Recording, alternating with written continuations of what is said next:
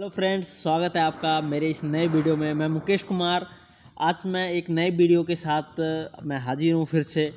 तो आज ये वीडियो स्पेशल उनके लिए है जो मशीनरी में डिस्कस नहीं कर पा रहे हैं कि मशीनरी लेना कैसे है और कौन कौन सी मशीनरी लेनी है। तो उस टॉपिक पे आज हम बात करेंगे पूरे डिटेल में।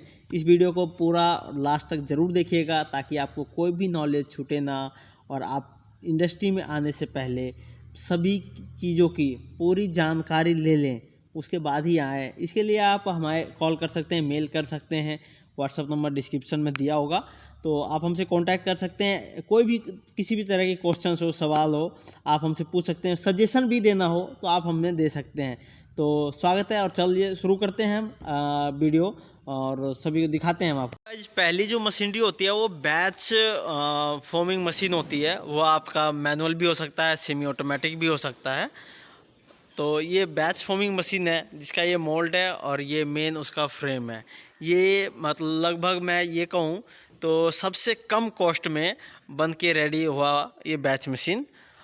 इसका ये बकेट है जिसमें केमिकल्स जो मिक्स होंगे और इसके दो टैंक्स हैं इधर। दोनों ये पॉलियल और फिलर के लिए है, कैल्शियम कार्बोनेट जिसमें मिक्स होता है। और ये प्योर पॉलियल जो सॉफ्टी प्रीमियम ऐसा कुछ बनाना चाहते हैं तो वो इसमें प्योर पॉलियल डाल के यूज कर सकते हैं। बट इसमें ये होगा आपको ये मैनुअली निकालना पड़ेगा इधर से। और हमारी सेकेंड जो मशीन है वो वर्टिकल कटिंग मशीन है, जो आप देख सकते हैं स्क्रीन पे। वर्टिकल कटिंग मशीन जो ब्लॉक रेडी होता है उसके बाद इसमें ट्रिमिंग की जाती है, ठीक है। और थर्ड जो है ये हमारा सर्कुलर मेन, जिसे मेन जो मशीन है हमारा सर्कुलर, जिसकी कॉस्ट भी ज़्यादा होती है और मशीनरी के मुकाबले। ये सर्कुलर कटिंग मशीन है, फुल्ली ऑटोमेटिक होता है। तो इसी सर्कुलर कटिंग मशीन में मैं कुछ बताना चाहूँगा इस सर्कुलर मशीन के बारे में। तो आप इस वीडियो को ध्यान से सुने देखें। अगर आप इस इंडस्ट्री में आ रहे हैं और आने की चाहत है आपकी जहाँ मैं आऊँ और काम करूँ, तो आपको मेन सबसे बड़ी जो डिसीजन लेनी होती है मशीनरी परचेजिंग की। तो मशीनरी परचेजिंग के लिए मैं बता दूं कि कुछ लोग ऐसे होते हैं कि मशीनरी लोग डायरेक्ट जो मशीनरी मैन्युफैक्चरिंग कंपनी है उनसे डायरेक्ट परचेज करते हैं। सेकंड आता है कि जो मशीनरी बनाने वाले जो इंजीनियर्स कुछ हैं जो घूम घूम के बनाते हैं, उनको हायर करते हैं और वो अपने फैक्ट्री पे ही मशीनरी बनवाते हैं। हायर करते हैं और मशीनरी अपने फैक्ट्री में ही बनवाते हैं। तो उसमें देखो क्या क्या गलतियां करते हैं और किन किन चीज़ों का आपको ध्यान रखना स्पेशली, क्योंकि आप बना रहे हो तो आप अपने यहाँ बनवा रहे हो तो इन चीज़ों का ध्यान रखिए। क्योंकि वो इंजीनियर्स लोग इतना ध्यान नहीं देते इन चीज़ों पे, क्योंकि ये बहुत बड़ी प्रॉब्लम हो जाती है, इश्यू हो जाता है आप लोगों के लिए। तो मैं आपको उन चीज़ों की सबूत तौर पे मैं आपको कुछ वीडियोस क्लिप दिखाता हूँ। मैं वीडियो दिखाता हूँ मैं अपना ये रियल मैं इधर शूट करके, और आपको मैं बताता हूँ क्या क्या गलतियाँ करती है और किन चीज़ों को आपको ध्यान रखना है।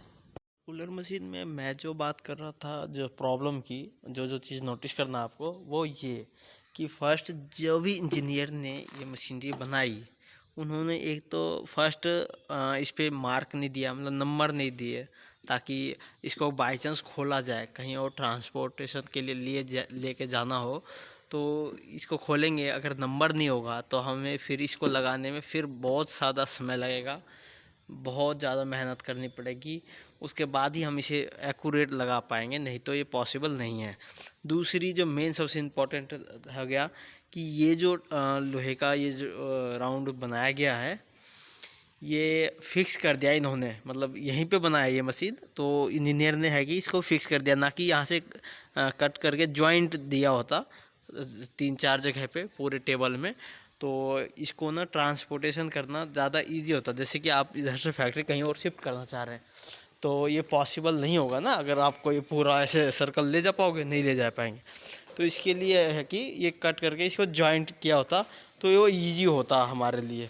और दूसरा जो पंचिंग सभी पे देना था नंबर वाइज कि सबका कितना नंबर है, तो वो ईजी होता हमारे लिए।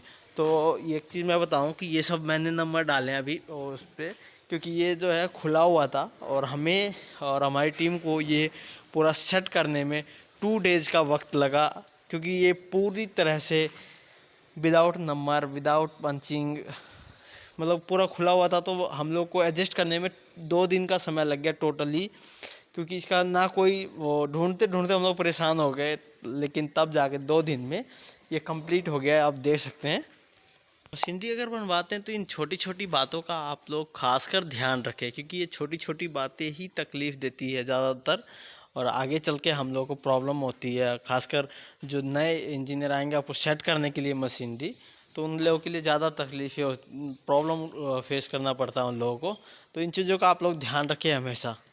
चलिए मिलते हैं आपसे एक नए वीडियो एक नए टॉपिक के साथ, तब तक के लिए नमस्कार।